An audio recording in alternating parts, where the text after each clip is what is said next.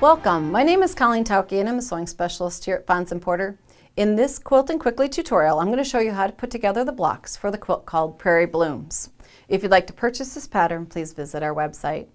We're going to be working with a collection of wonderful prints, stripes, dots, florals. You could use this pattern for any collection of 2.5 inch pre-cut strips. We've got some brights here and we're adding a white to it. It could be a gray, it could be a dark, but in this case we're using white. Just give your eye someplace to rest with all the bright colors going on.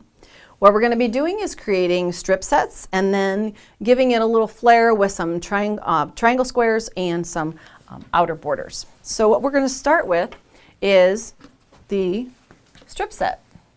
And you'll want to go down through your collection of fabrics and put together 5 that you would like to have in one strip set. It's kind of nice to kind of plan ahead a little bit so that you don't end up with all of the blues or all of the pinks or whatever in one strip set. So find 5 that you want to create your strip sets from. Kind of divide up the entire packet into 5s. And then as you're creating your strip sets, make sure that you stitch in different directions. If you were making this as a strip set, join these 2, going one direction, come back, add the third, going in the opposite direction. By sewing in opposing directions as you add the strips, you'll keep your strip set nice and square and it won't get stretched in one direction. The presser feet and the feed dogs on your sewing machine seem to have a little bit of drag, and you can kind of get a distortion so that your whole strip set starts to get an angle to it if you're sewing from one end. And I know this because I've had it happen before, so good tip. Change your directions when you're stitching. Also remember to take time as you add each strip set or each strip to go to the iron and press to get a nice flat product. If you press as you go, you have a nicer outcome in the end. So once you've created your strip set, you need to cut segments, and I've got one already cut here. I've got one triangle already added. We're going to be adding another here in a minute, but you can see you'll go down through all of your strip sets, cut these segments, and then you'll be ready to do the triangle addition. Our strip set then has 2 triangles added on opposite corners. So like this, we have one here, we're going to add one here.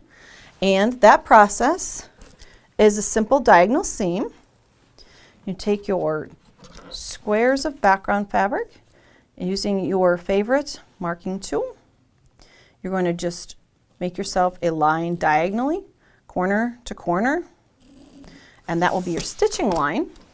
We're going to add this to the corner here, not to the adjacent one, but to the opposite corner, and make sure that you align it outside edge here nice and even, and then we're going to stitch directly across. We're going to take that to the machine, and this might be a good project to sew with a friend or a new beginner, because those seams are just sewing on the line.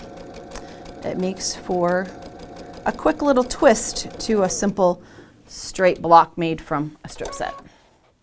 So I'm going to cut thread. Okay, now when we take that out of the machine, what we want to make sure we do is open that triangle, make sure that covers completely the triangle underneath. I'm just going to do a quick finger press here. You take it to the machine and do a nice press on that. But for time's sake, we're going to come back under and take away just the 2 underneath layers and leave approximately a 1/4 inch seam allowance.